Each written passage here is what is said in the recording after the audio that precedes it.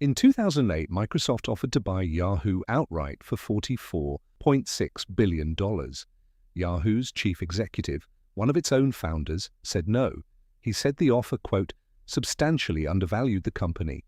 8 years later, Yahoo sold what was left of itself to Verizon for $4.48 billion. That is not a typo. The company turned down $44 billion and then sold for roughly 1/10 of that. But here is what almost every retelling of this story gets wrong. Yahoo did not die because one man made one arrogant phone call. It died from a technical decision it made years earlier, quietly, that guaranteed it could never win the internet it had helped invent. Yahoo gave away the single most valuable technology of the modern age on purpose because it did not think of itself as a technology company at all. It is genuinely hard now to explain how big Yahoo was. In the late 1990s, for most people on Earth, Yahoo was not a website on the internet. Yahoo was the internet. It started in 1994 as a hand-built directory of links made by two Stanford students, Jerry Yang and David Filo. It became the front door to the entire web. Your email was Yahoo, your news, your sports scores, your stock quotes, your chat rooms, all Yahoo. At the peak of the dot-com bubble in early 2000, the company was worth around $125 billion. It had the traffic, the brand, the talent, and the money to own whatever came next. And what came next, the thing that would define the next 20 years of the internet, was search. Yahoo saw it coming, and it decided search was somebody else's job. This is the decision that killed Yahoo, and you have probably never heard about it. In 2000, Yahoo needed a search engine to power its site. Instead of building a world-class one itself, it signed a deal to use a promising little startup's technology instead. That startup was Google.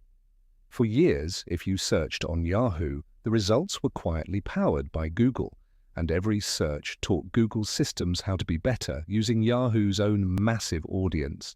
Yahoo was training its executioner and paying for the privilege. The reason was philosophical. Yahoo did not believe it was a technology company. It believed it was a media company, a place that sold advertising against content, and search was just a utility like plumbing that you could outsource. Google believed the exact opposite. Google believed that search was the hardest and most valuable engineering problem on the internet, and it bet everything on solving it. By the time Yahoo realized its mistake and scrambled to buy its own search companies, it was too late. The talent, the data, and the momentum had already moved to Mountain View. Once you see the pattern, you cannot unsee it.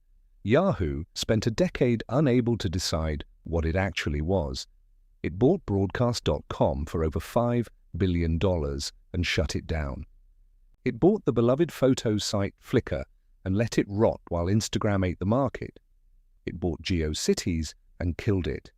It had one of the most talented engineering rosters in the world and pointed it in 15 directions at once.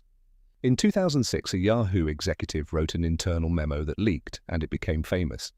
He compared the company to spreading peanut butter across too much bread, a thin, useless layer over everything, deep on nothing. The company was trying to be a media empire, a technology platform, a social network, and a search engine, all at the same time, and it was losing to specialists in every single category. Focus is a technical decision. Yahoo never made it, so by 2008, Yahoo was already wounded, its stock was sliding, Google was pulling away, and then Microsoft made its move. Microsoft was desperate to compete with Google in search, and it decided the fastest way was to simply buy Yahoo's audience outright for $44.6 billion. Jerry Yang, back in the CEO chair, refused. He believed Yahoo was worth far more and that he could turn it around. He was wrong. The deal collapsed, the financial crisis hit, and Yahoo's stock fell off a cliff. Investors were furious. The single best offer the company would ever receive had been waved away, and the value it was supposedly protecting evaporated within months. In 2012, Yahoo made its most famous hire, poaching Marissa Mayer, a star executive from, of all places, Google. She was supposed to be the technologist who would finally fix the company. She tried. She bet the future on mobile and on content. She acquired the blogging platform Tumblr for $1.1 billion, a number the company would later write down almost entirely to zero. But the core problem was never a lack of effort at the top.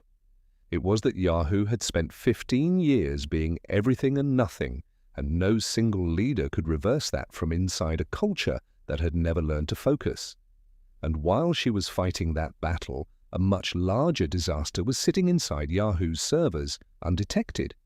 Between 2013 and 2014, hackers broke into Yahoo's systems and stole user data.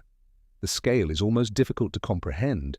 One breach compromised every single Yahoo account that existed, all 3 billion of them. It remains, to this day, the largest data breach in the history of the Internet, and the engineering details are damning. Yahoo had protected many passwords with an aging, cryptographically weak hashing method that security experts had warned against for years. Worse, the company did not even grasp the full scale of the damage until much later, and did not disclose it to the public until 2016, in the middle of selling itself. A company entrusted with the personal data of 3 billion people had treated the security of that data as an afterthought, the same way it had treated search. It was the same disease, showing up in a different organ. The timing could not have been worse. Yahoo had agreed to sell its core internet business to Verizon for $4.83 billion. Then the breaches became public. Verizon, understandably, demanded a discount and knocked $350 million off the price. In 2017, the deal closed at $4.48 billion. The company that had once been worth $125 billion, the company that had turned down $44 billion just 9 years earlier, was absorbed and dismantled. The name survives today as a logo on a few products. The company that was for a moment the entire Internet was gone. So what actually killed Yahoo? It is tempting to say bad leadership, and there was plenty of that. But the real cause is one clean idea. Yahoo refused to be a technology company in an industry where only technology companies survive. It saw itself as a media brand that happened to run on computers, so it treated its hardest engineering problems, search and security, as chores to outsource or ignore. Google saw itself as an engineering company that happened to sell ads, so it treated the hardest problem on the Internet as the entire point, and it won everything. Yahoo had the audience, the money, the brand, and the head start. What it never had was the conviction that the technology itself was the business, and in this industry that conviction is not a nice to have. It is the only thing that keeps you alive. Yahoo gave away the future to protect an ad business, and the ad business died anyway. Yahoo gave away a technology that would define the future because it could not see what it was holding. It is not the only giant to do that. Another company actually invented the future, the digital camera, in its own labs, and then locked it in a vault to protect the business it already had. That story is on the channel right now, and the link is on screen.